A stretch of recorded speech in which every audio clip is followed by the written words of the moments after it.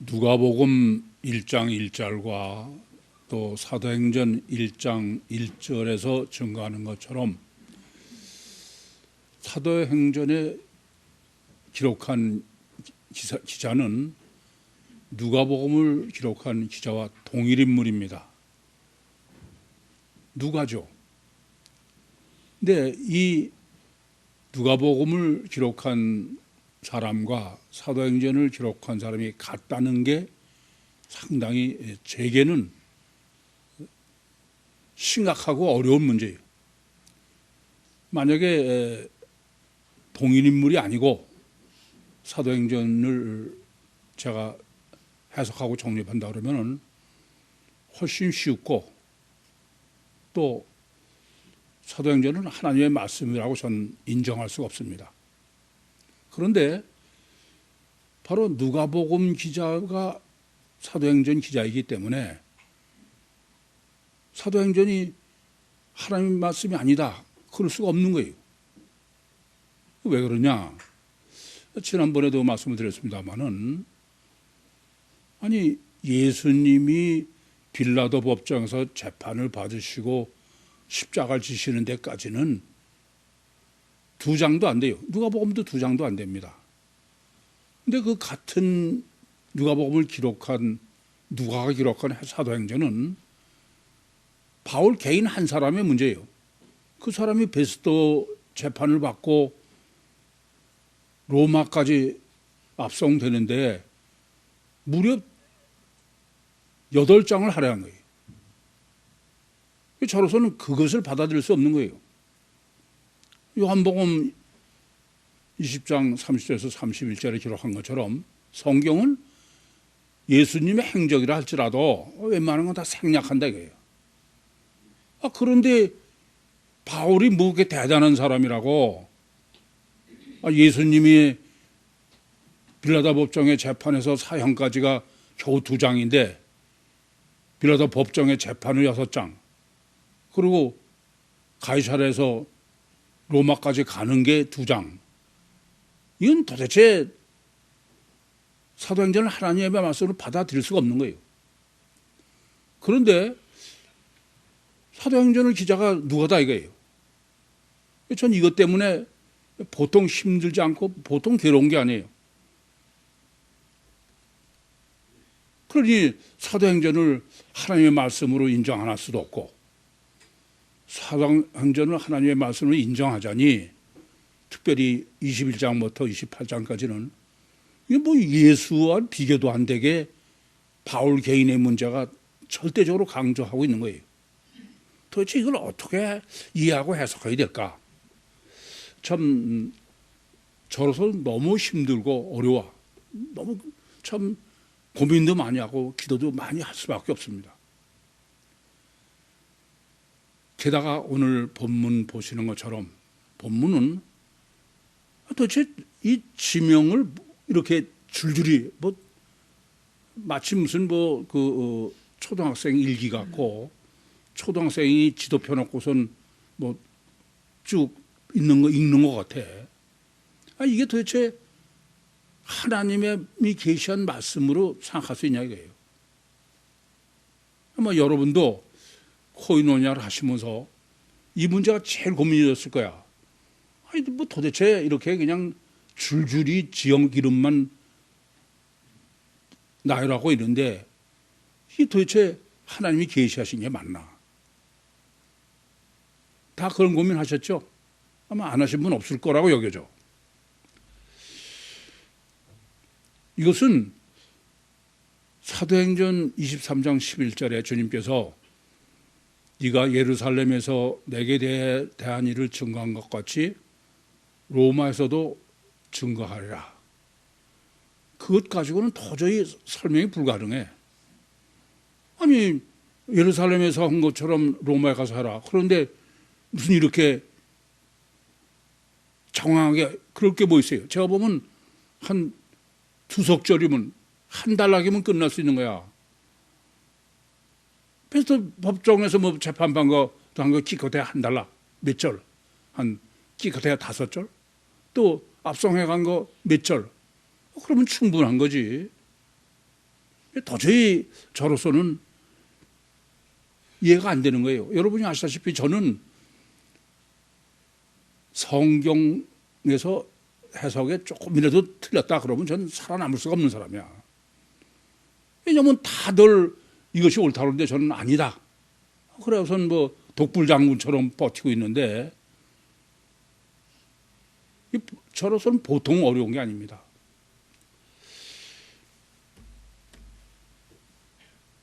그런데 참 놀랍게도 본문 사도행전 특별히 21장부터 28장까지의 해석과 신학을 정립하기 위해서 하시기 위해서 지난 9월 달에 창세기 49장 16절에서 18절을 계시해 주신 거예요.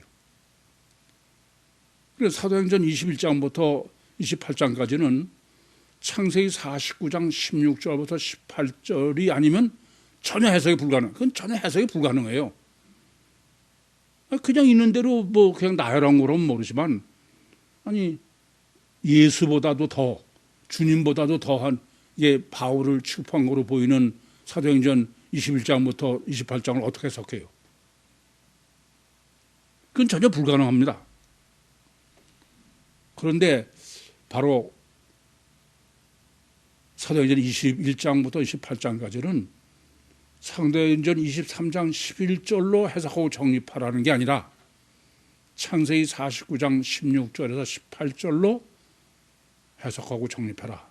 그것이 주님의 뜻이다. 그래서 저 어떤 사람에게 작년 9월에 창세기 49장 16절에서 18절을 계시해 주신 거예요.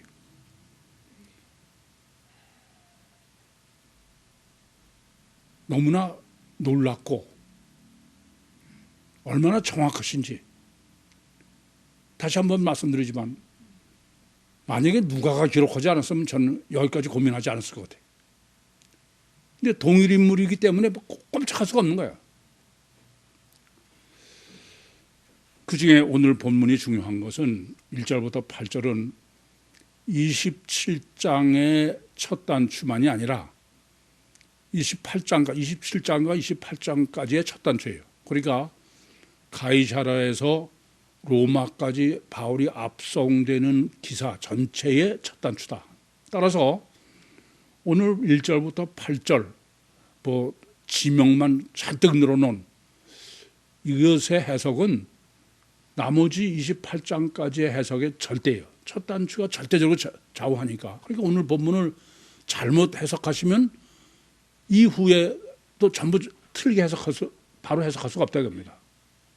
그러니까 본문은 뭐 무려 2개 장에 관한 첫 단추니까 보통 중요하지 않다. 우선 그렇게 먼저 생각하셔야 되겠습니다. 뭐 여전히 첫 단추를 제가 지금 강조해 드렸으니까 1절과 8절의 또 첫 단추는 더 말할 것 없이 1절이죠.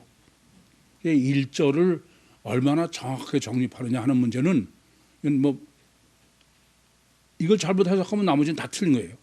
그러니까 1절은 한자도 빼놓지 않고 정확하게 정립하고 고민하셔야 됩니다. 우선은 그 아구사또 대의 백부장 율리오한테 지금 바울을 맡겼다 이렇게 기록하고 있는데 이거부터가 문제예요. 왜냐하면은 백부장은 로마의 군인이죠. 로마의 백부장입니다.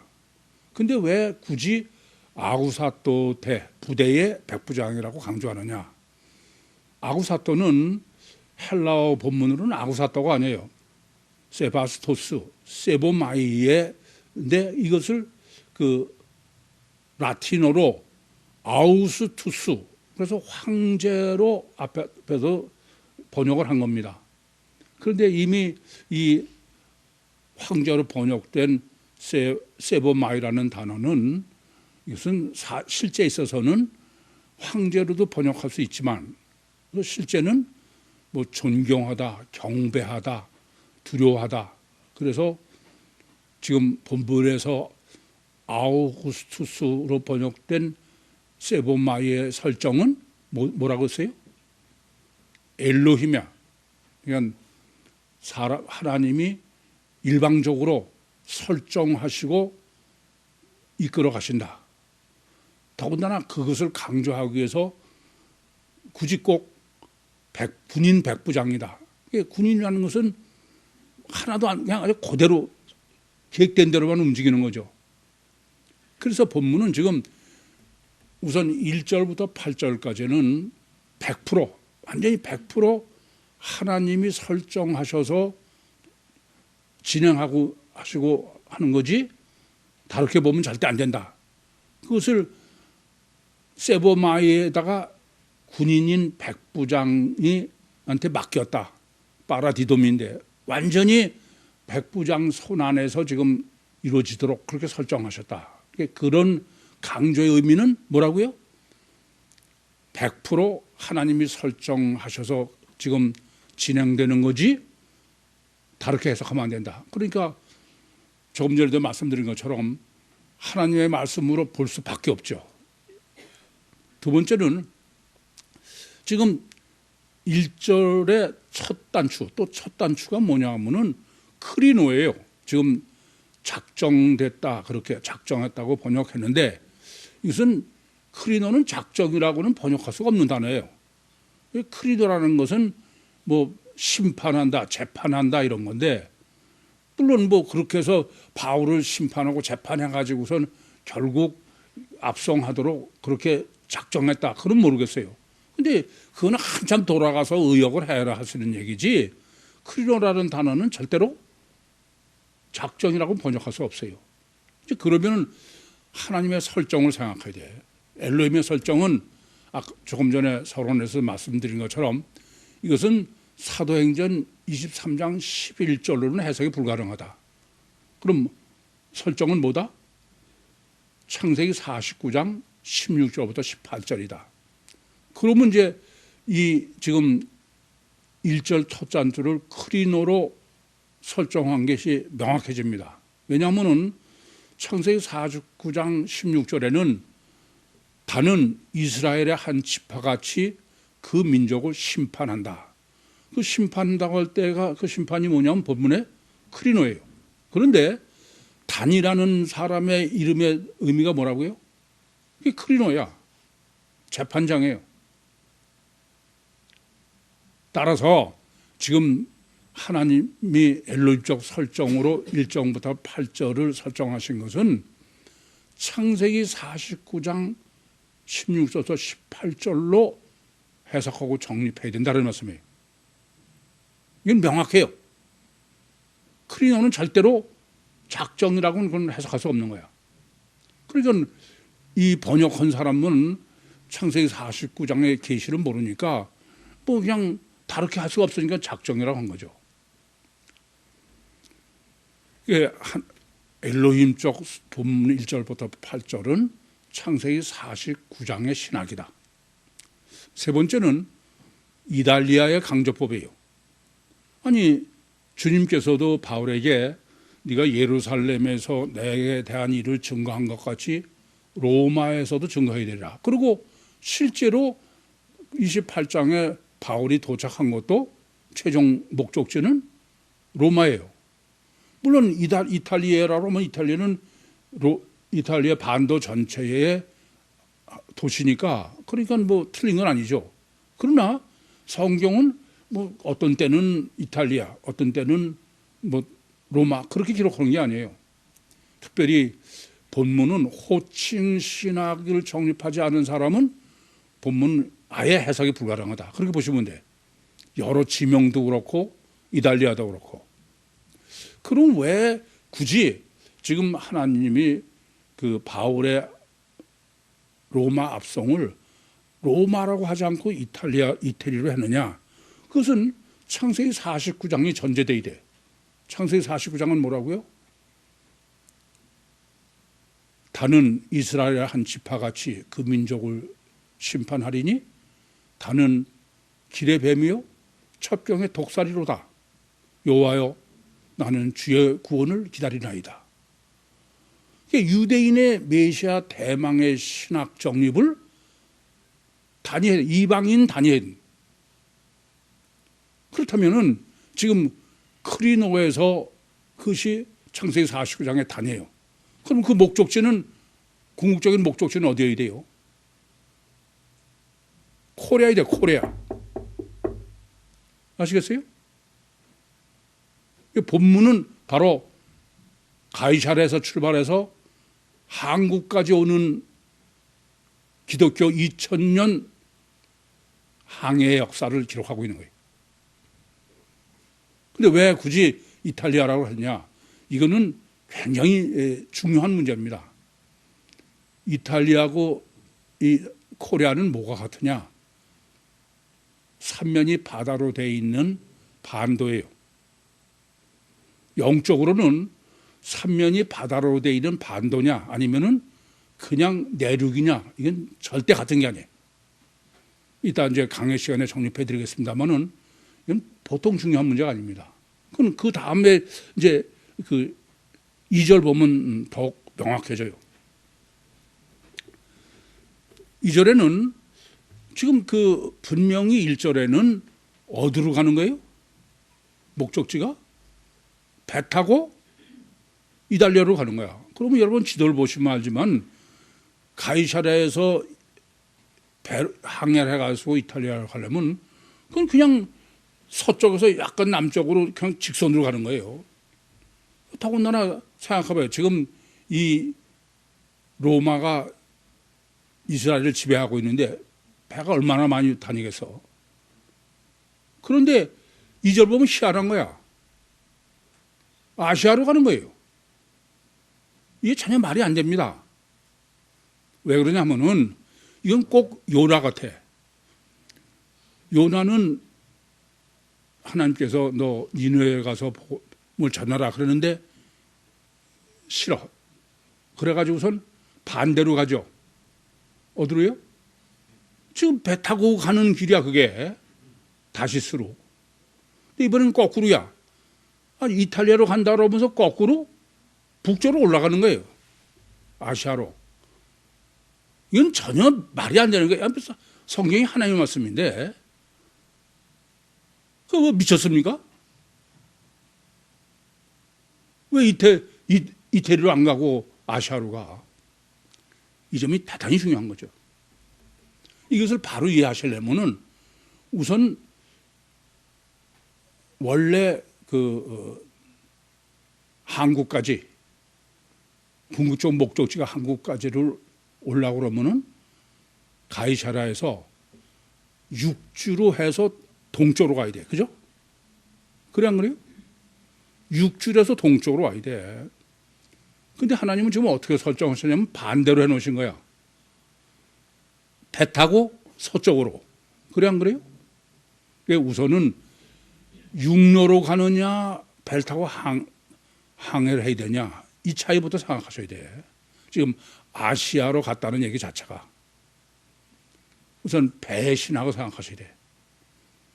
배는 어떤 거냐 설정이 아주 너무 놀라워. 첫째는 육체 우선 이중체의 완전한 설정이야. 여러분 배 타고선 항해를 해봐. 그러면 주체는 배가 아니야. 그죠? 항해하는 사람이지. 그런데 뭐 꼼짝없어. 배가 절대지. 안 그래요? 육체 우선을 배로 설정하신 거예요. 만약에 육로로 가봐. 그러면 뭐 걸어가든지 짐승을 타든지 가다가 중간에 내려서 수 있고 걸어갈 수도 있고 배 타고 가는 게 전혀 안 되는 거야. 그래서 첫째 이렇게 육로로 하면 동쪽으로 육로로 가야 되는데 서쪽으로 설정하신 것 자체가 꼭 배를 타야 된다고 해요. 그 배로 설정하신 이유는 육체 우선 이중체다. 인간은. 그리고 주체는 누구예요? 속에 사람이지 배가 아니야. 두 번째는 왜 배로 설정하시고 하느냐? 바울 서신이야. 바울 서신은 이중 사명이에요. 하나는 뭐예요? 바울 서신 자체예요. 그걸 지금 뭐로 설정했냐면 배로 설정한 거예요. 그리고 배를 설정하고 배 안에 주체는 사람이죠. 그렇지 않습니까? 근데 바울 서신이 목적이 아니야. 뭐가 목적이에요? 헬라어 복음서야. 이게 놀라운 거예요. 그걸 지금 본문을 어떻게 설정했냐? 그럼 2절에 보시면은 마게도니아 데살로니카가 어디예요? 마게도니아 아가야는 헬라야, 헬라. 그리스예요. 그래 안 그래요? 그 헬라의 아리스다고라는 거예요. 아리스다고 강조법입니다. 근데 아리스다고라는 사람의 호칭이야. 이 이름의 의미가 뭐냐면 선한 정치야. 선한 정치. 좋은 다스림이다 이게요. 헬라어 복음이죠. 이해되십니까? 그래서 바울을 지금 배를 타고 서진하게 하면서 하신 목적은 바울 서신의 이중사명, 겉보기에는 바울 서신이 다인 것 같지만 주체는 뭐다? 헬라어 복음이다 이게. 이게 지금 육지로 동쪽으로 가지 않게 하시고 서쪽으로 가게 하시다. 그게 지금 아시아를 강조하고 있는 거예요. 원래는 아시아로 가려면 해서 한국까지 오려면 그건 동진에 이래. 반대로 한 건 엄청난 강조법이죠. 따라서 지금 본문은 어떤 거냐? 인간은 단일체 이중체 이중 본능이지만 세상 인간은 다 원죄를 범한 단일체 이중 본능이에요. 단일체 이중 본능에 딱 맞게 그들이 아주 그냥 받아들일 수 있게 그렇게 바울 서신이 단일체 이중 본능으로 설정하셨다. 그게 지금 뭐예요? 배를 타고 서쪽으로 항해를 하도록. 이해되십니까? 그러니까 이 바울 서신은 이방인에게 전하는 데는 뭐 아주 가장 완전하게 설정해 놓으신 거다 그런 얘기입니다. 그러면서 지금 이렇게 아시아까지 가는 배야. 아시아까지 가는 배는 뭐라고요? 완전히 단까지의 전체 설정이야. 그 배는 무슨 배를 탔냐 하면은 이름이 이상하죠. 아드라토메노, 아드라문네노. 이게 기고 복잡한데 또 호칭 신학이야. 근데 이 아드라문네노라는 말의 헬라어의 의미가 뭐냐면요. 죽음의 공회야. 죽음의 공회. 공회가 뭐예요? 뭐 교회라든지 무슨 회당이죠. 근데 그게 사는 공회가 아니고 죽음의 공회야. 아니 배 이름이 죽음의 공회라고 배 이름을 지을 사람이 있어요? 그건 없어. 항해가 워낙 위험하기 때문에 이건 전혀 제가 보면 엘로힘의 설정으로 지금 해놓은 것이지 이게 뭐 실제로 배가 그런 얘기가 아니야. 그럼 무슨 얘기가 되겠어요? 아담 후손의 마침형으로 그 바울 서신의 이중 사명으로 지금 서진을 해서 이루어지는 2000년 기독교의 항해, 교회, 신앙은 구원론이 없다 이거야. 그 배에는 구원론이 없는 거야. 이해됩니까? 그거는 사는 복음이 아니야. 죽는 복음이지. 그게 지금 이 아들이 아드라무떼노라는 배로 아시아까지 간 거야. 아시겠죠? 이거는 전체의 설정이다. 그것을 더 실제적으로 구체적으로 그렇게 증거한 게 지금 3절입니다. 바로 그 다음 날이라는 거야. 그러니까는 가이사랴에서 출항해가지고 아시아 쪽으로 갔는데 바로 다음, 그러니까 즉시라는 얘기죠. 근데 어디에 기항했어요? 시돈. 뭐 호칭 신화가 아니면 이건 전혀 해석이 불가능해.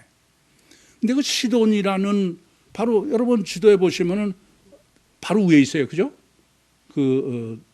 가이사랴 바로 위에 있습니다. 근데 그 시돈이라는 말의 의미가 뭐냐 하면은 시돈은 노략물이야. 노략물.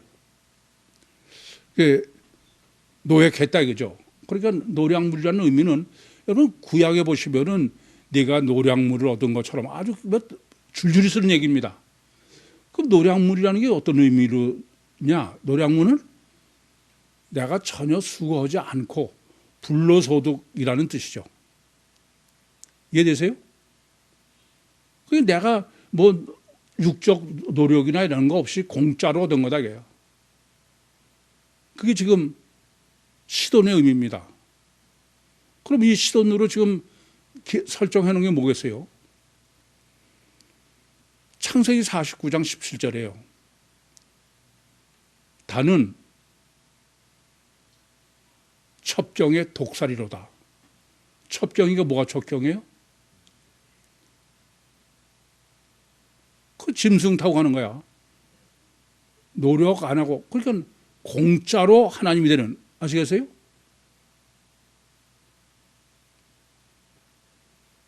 이 점을 잊지 마셔야 돼. 시돈으로 설정해 놓은 거는 다른 거 아니에요. 단일체 이중본류의 원죄 신학이야.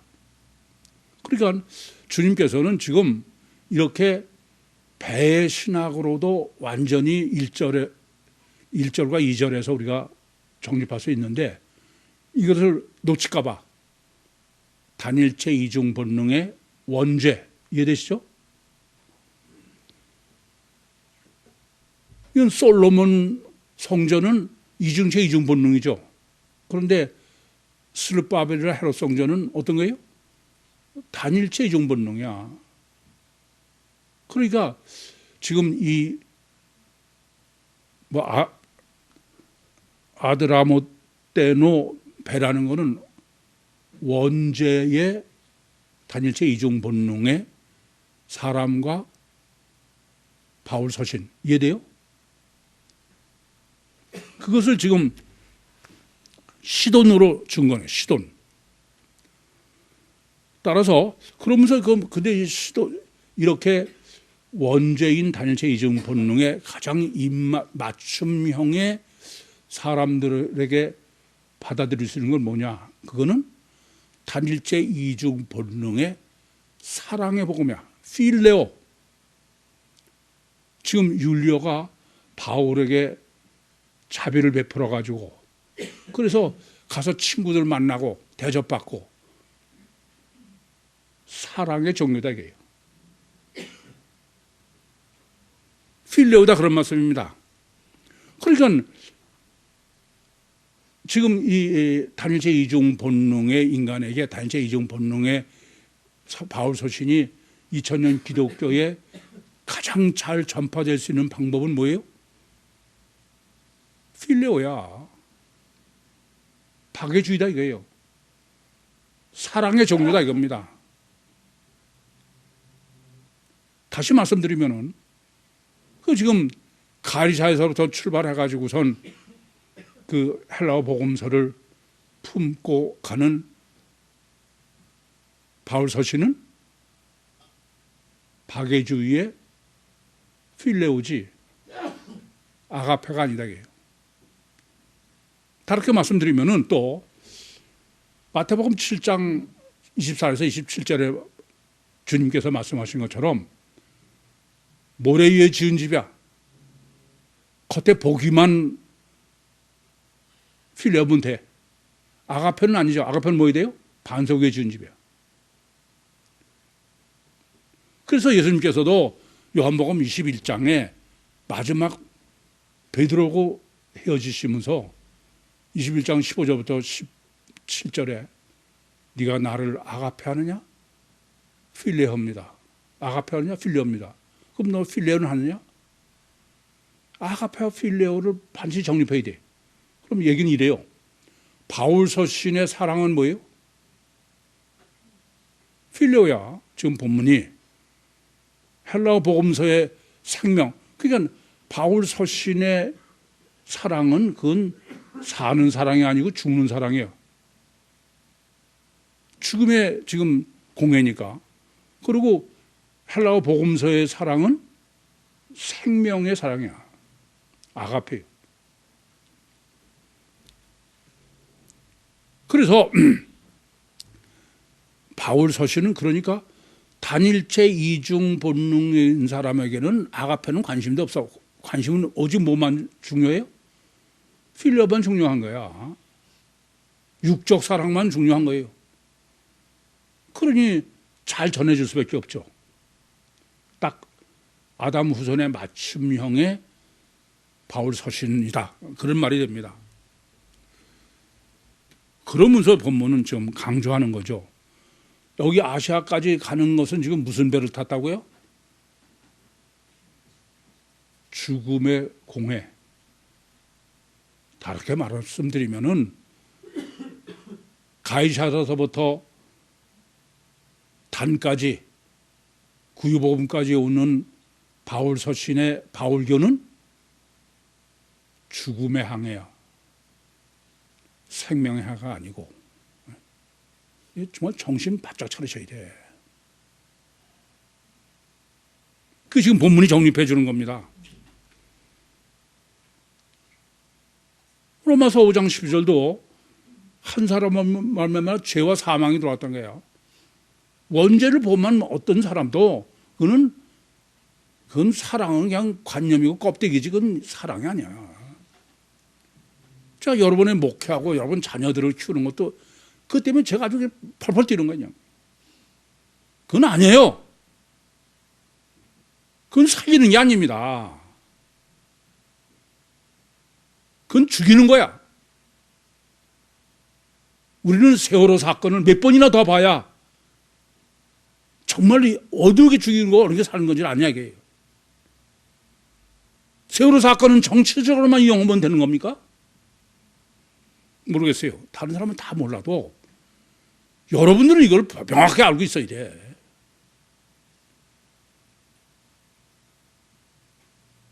내 새끼를 그러면서 필레오로 안 돼요.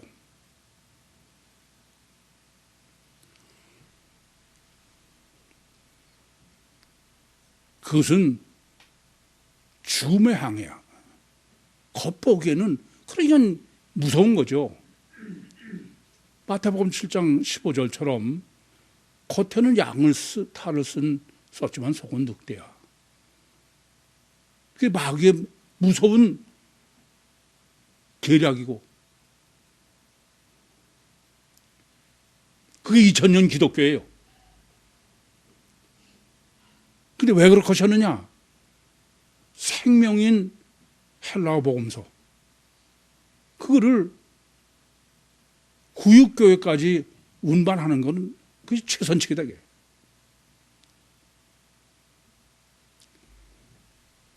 그러면서 본문 정립의 가장 어려운 것 중에 하나가 지금 지명을 잔뜩 늘어놓은 거예요.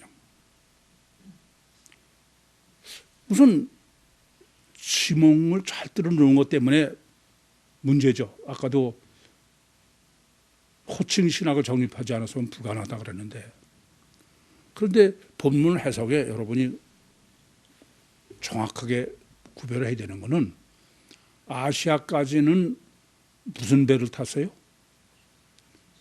죽음의 항해를 해서. 네? 근데 지금 본문은 6절에는 이제 이건 실제로 이태리로 가는 거예요. 무슨 말인지 아시겠죠? 근데 그때는 어떻게 했냐면은 알렉산드리아라는 배를 만나서 지금 6절에 또 왜 이태리를 강조하냐 이게요. 이달리아를. 그러니까 1절의 이달리아는 한국까지, 구이복음까지, 6절의 이달리아는 지금 실제로 이달리아로 항해를 하는 것에 대한 거예요. 물론 그렇다고 해서 그게 단순히 그 이달리아까지만은 얘기를 하는 건 아니죠. 문제는 아시아까지 가는 배로 설정된 아드리무테노라는 거와 지금 이달리아로, 아시아에서 이달리아로 가는 거로 설정된 알렉산드리아예요. 배예요. 근데 이 알렉산드리아라는 배의 의미는 뭐냐면은 돕는 자예요. 헬퍼. 파라크레토스란 말입니다. 그게 무슨 말씀이냐면은 육체 우선인 배로, 알렉산드리아 배는 그것은 바울 서신이죠. 그 안에 목적은 뭐냐면은 보혜사 성령 구원론의 헬라어 복음서, 그것을 품고 하는 거다. 이해되십니까? 그러면 그 행선지는 어디가 목적지예요? 구유복음이 구유가 그게 창세기 49장의 설정이야. 그래서 그럼 이제 이렇게 돼요. 아까도 가이사랴에서 동쪽으로 갔으면은 거리가 얼마 되지 않아. 육로로 가고. 근데 이거는 지금 서쪽으로 가요. 반대로. 그러면은 왜 이렇게 많은 지명을 기록하고 있느냐? 우선 서쪽으로 가면은 지중해를 건너가야 돼. 그죠? 지중해를 건너간다는 의미는 항해한다는 거는 여러 구라파 나라를 거쳐서 가는 거죠. 지명이 많은 거는. 이해됩니까? 그리고 뭐 더디 간다. 그래요. 그냥 가는 게 아니고 또 구라파에서 미대륙으로 건너가려면 대서양을 건너야 돼. 그렇죠? 배로. 그대로 잘 보존해서. 그리고 창세기 49장의 설정이면은 태평양을 건너서 코리아까지 와야 돼. 그렇죠? 그렇다면은 이제 우리가 깊이 생각할 문제야. 알렉산드리아가 에서 돕는 자로 보존해야 되는 것은 헬라어 복음서죠. 거기에 초점이 있는 거예요. 그러니까 물론 그 아시아로 설정된 것은 초점은 바울 서신이에요. 그래서 맞춤형으로 설정했다고 그러지 않았습니까? 그러나 그렇게 포함하고 항해하는 알렉산드리아 배는 헬라어 복음서예요. 그러니까 바울 서신이 보존하는 것은 목적은 헬라어 복음서를 보존해서 한국까지 구이복음까지 오려고 그러는 거지 바울 서신 자체가 아니다.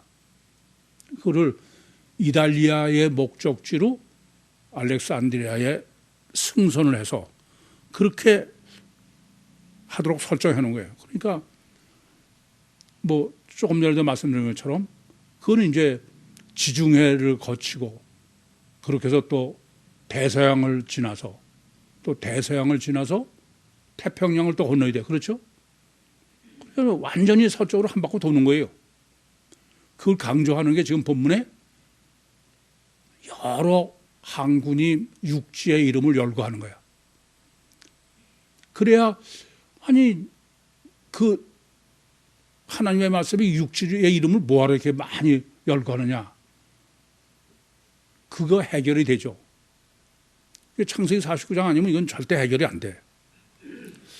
그리고 이제 그 목적지는 지금 어디냐 하면은 어디예요? 미항에 도착해요. 미항. 이게 기가 막혀. 그 미항이라는 말은 그 의미 자체가 아름답다는 게 미항, 헬라어가. 그래서 한자로 번역할 때도 아름다운 미자로 씁니다. 그러면 지금 목적지가 미항이라는 거야. 여쭤볼게요. 우리나라는 다른 데서는 다 뭐라고 불러요? 코레아, 고려야, 고려. 높은 려야. 려가 무슨 의미예요? 여자가. 고을이에요, 고을. 이해됩니까? 미항이 뭐예요? 코레아야, 코레아.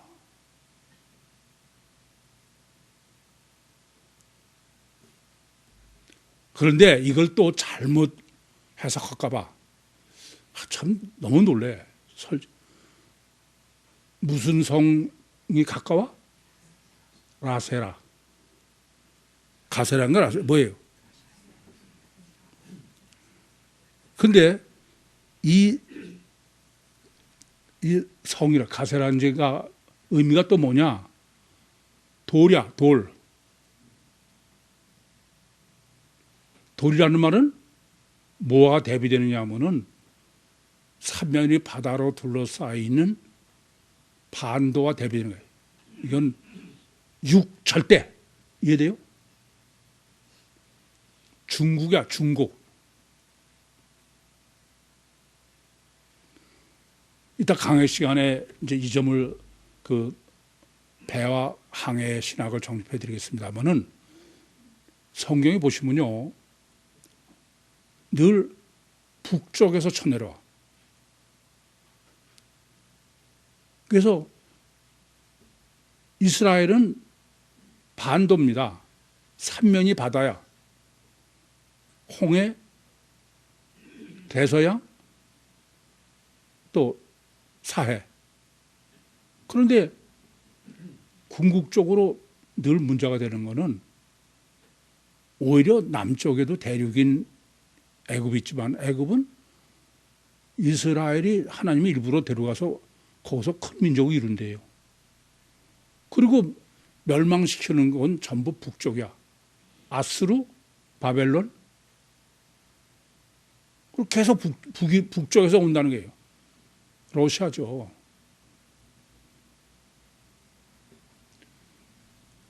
이 점을 아시되 돌이에요, 지금 본문에. 궁극적인 목적지는 미항인 돌이다 이게요. 왜 지금 하나님께서는 이렇게 사도행전을 이렇게 설정하셨냐고요.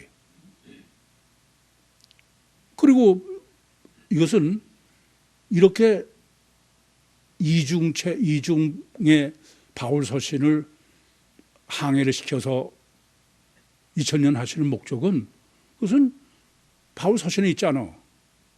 그게 지금 본문은 그걸 죽음의 공회라고도 하고 죽음의 항해라도 하고 그건 헬라어 복음서예요.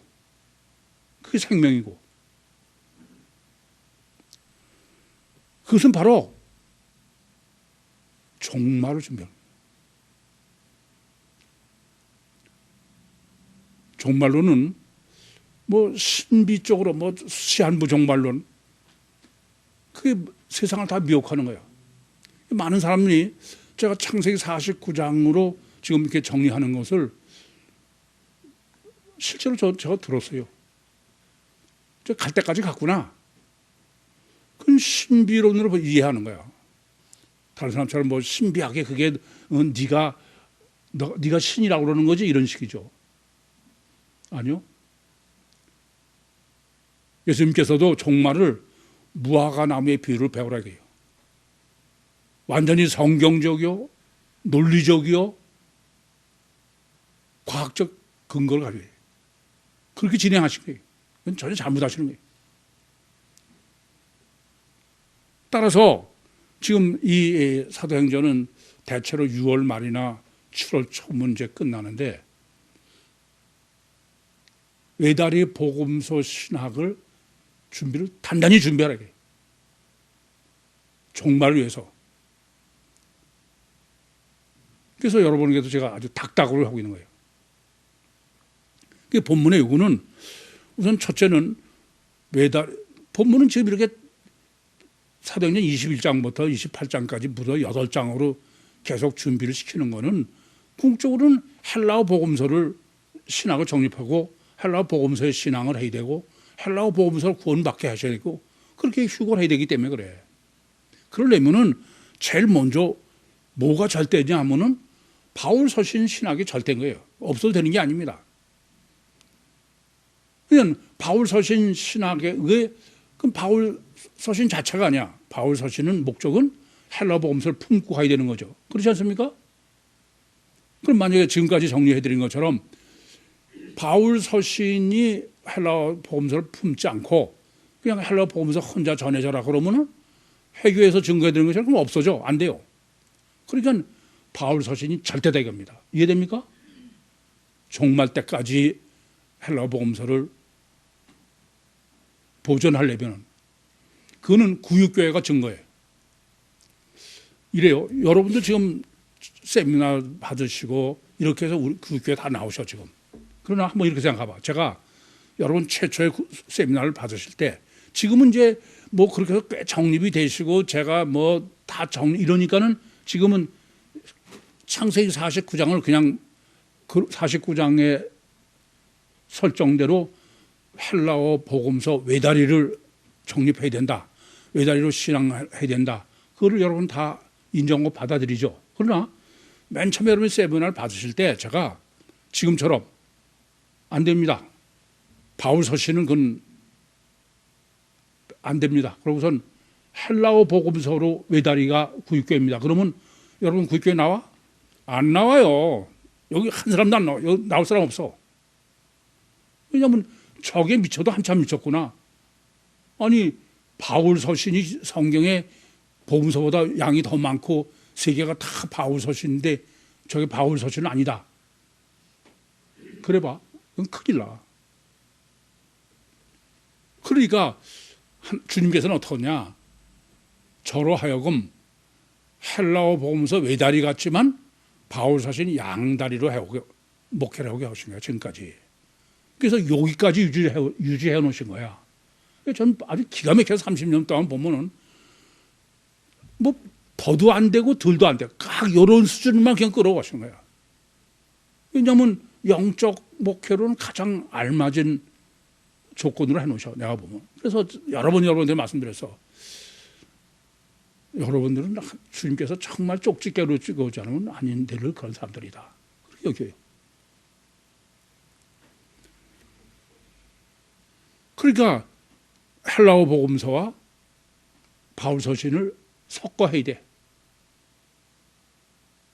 저는 그렇게 모순으로 보이지만 섞어해서 그러나 결국 제가 이단 될 때는 섞어는 더 이상 안 되겠다 그래서 이단이 된 거예요. 자청한 거예요. 그러면 외다리 헬라어 복음서를 정립하려면 어떻게 해야 되느냐? 이제는 갈라서야 된다. 이해됩니까? 이제는 신학적으로 갈라서라는 게 본문에 지금 사도행전 21장부터 28장까지는 바울 서신하고 지금까지는 섞였어요. 2000년 기독교도 또 30년 구교회도. 근데 이제는 갈라서라게 해요. 구별하라게 해요. 이해됩니까? 외다리 헬라어 복음서를 해야 된다고 합니다. 여러분 이 점을 아셔야 돼. 성경도 보시면은 주님께서 복음서 보세요. 항상 이렇게 말씀하셔. 가라지와 알고가 가라지를 같이 있게 하시는 거야. 그러고선 꼭 이렇게 말씀하셔. 끝날 때 둘을 구별한다는 거예요. 가라지와 알곡을. 더군다나 마태복음 13장에 보시면은 의인 중에서 악인을 골라낸대. 그건 있을 수가 없어요. 악인하고 다 섞어내서 의인을 있으면 좋지만 의인 다 있는 데서 거기 어떻게 무슨 말씀이냐면 필레오 의인에서 이해됩니까? 거기는 필레오도 있고 아가페도 있겠죠. 이 점을 아셔야 돼. 귀 있는 자는 들을지어다요. 실제로 그래요. 지금 제가 요한복음 10장 16절에 주님께서 한 목자에게 있을 것이다. 그게 구유복음이다. 창세기 49장 봐라. 이거 틀림없이 구유복음이다. 그 소리 듣고 저게 갈 때까지 갔구나. 그러고 떠난 사람도 있어. 저는 절대 안 말려. 그건 지금 본문은 의도가 그걸 구별해라 해요. 가라지는 빼다 버려라 해요. 이 점을 아셔요. 그래서 제가 여러분에게 누차로 말씀드렸어. 제발 떠나지 마십시오.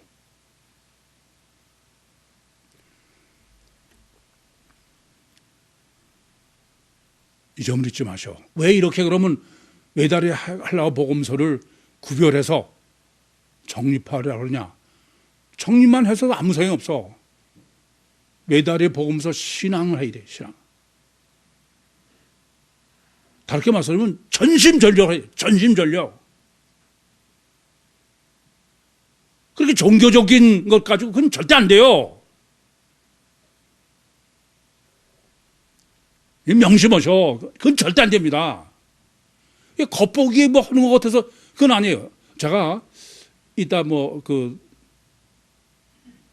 내 생명 시간에도 정리할 문제입니다만은 이 엄마들하고 상담해 보면은 이게 아주 무서워.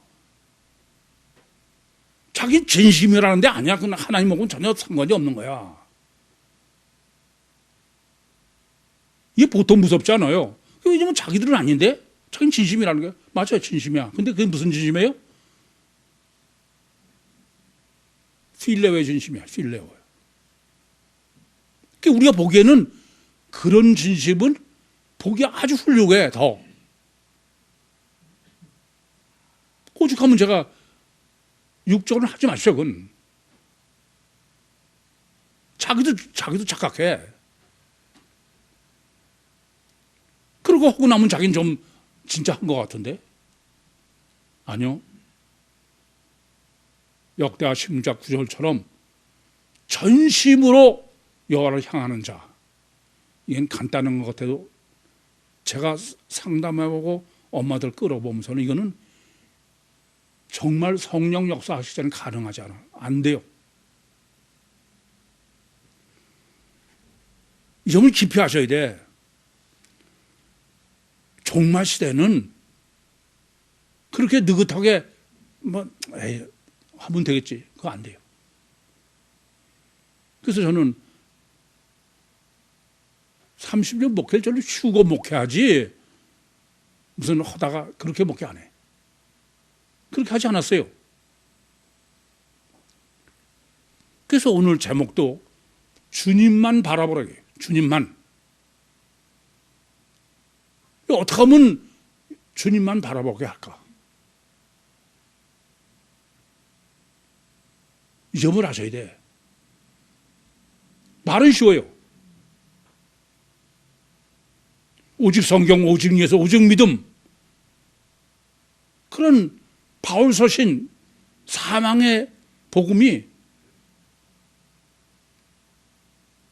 그게 정말 주님만 바라보는 거예요?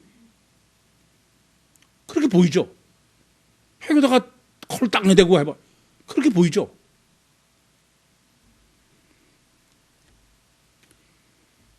저는 30년 동안 딱 하나만 했어. 주님만 바라보십시오. 1485번의 설교 단 한 번 전 예배 없어. 주님만 바라보십시오. 찬송도 주님만 바라보십시오. 늘 외다리 하나예요. 도쿄병원이 하나예요. 목회도 딱 하나야. 전 다른 거로는 전혀 여러분을 평가하거나 목회를 하지 않아. 전도도 그래. 오죽하면은 아니 저도 교회 부흥되고 그러기를 바라지 안 바라는 거 아니야. 근데 전도를 전혀 못 하시게 하는 거야. 왜요? 구입교회는 주님이 주신 게 아니면 전 어떤 것도 싫습니다.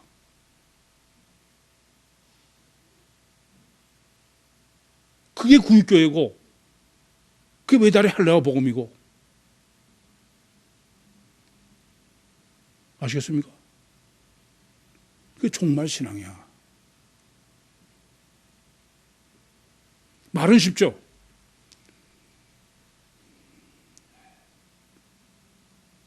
저는 두 옆에 서라도 주님만 바라보는 사람을 만들어 가야 돼. 그런 데에는 하나님이, 영이신 하나님이 실체로 하게 돼. 실체로. 단어 써서 되는 게 아니야.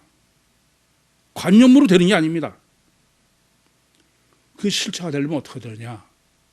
그것은 육체 우선 가시적 결과물이 잘 때야. 그게 죽어야 돼. 그걸 포기해야 돼. 그렇지 않고는 안 돼요. 제가 목회도 이게 보통 어려운 게 아니야. 정말 육이 죽어야 산다. 그걸 얼마나 실제로 여기냐게요. 말로만 실제야. 그럼 말은 하나님이 실제로면서 실제는 보이는 사람이 실제요, 물질이 실제요, 인간관계가 실제요. 그래서 잠언 3장 6절 너는 범사의 그를 인정하라. 하나님, 주님은 전지전능하세요. 우리 머리털까지 다 헤아리셔요.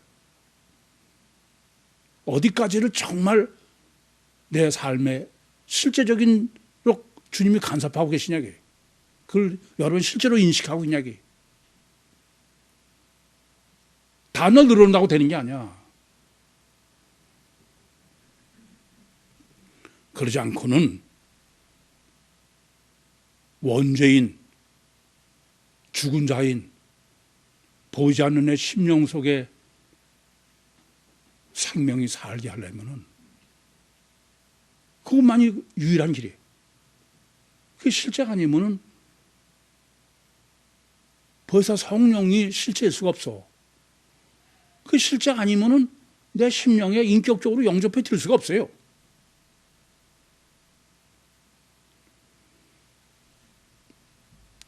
주님께서 부활하셔가지고선 요한복음 20장 30절, 19절에서 23절에 증거하신 것처럼 영이면서 실체야.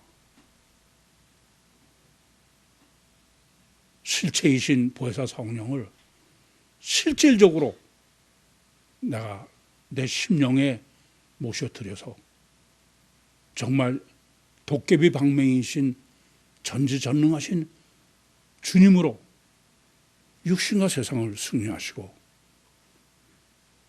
휴거 구원으로 남은 자의 구원은 그건 구육교회 아니야. 어떤 경우도 여러분 중에 단 한 사람도 휴거 구원을 받지 않는 사람은 구육교회의 자격이 없어. 전심전력으로 주님만 바라보시는 신앙이 돼서 다 같이 휴거해서 영원한 천국의 영광을 주님과 함께 다 누릴 수 있는 종말 때 2000년 전에부터 시작하셔서 이곳까지 인도하신 주님의 그 소원대로 주님의 영광으로 휴거하시는 종말 때 선택받으신 특별하신 구유 모든 식구들이 되시기를 간절히 소원합니다. 기도하시겠습니다. 살아계신 아버지 하나님, 은혜와 사랑을 감사합니다. 죽음의 항해로 여기까지 헬라어 복음서를 운반하신 주님, 이제 이 헬라어 복음서를 생명을 저에게 허락하셨사오니 이 비밀의 생명으로 육신과 세상을 승리하고 천국의 영광을 누리는 주님의 소원을 이루는 구유 모든 식구들이 되게 해주시옵소서. 예수님의 이름으로 기도하옵나이다. 아멘.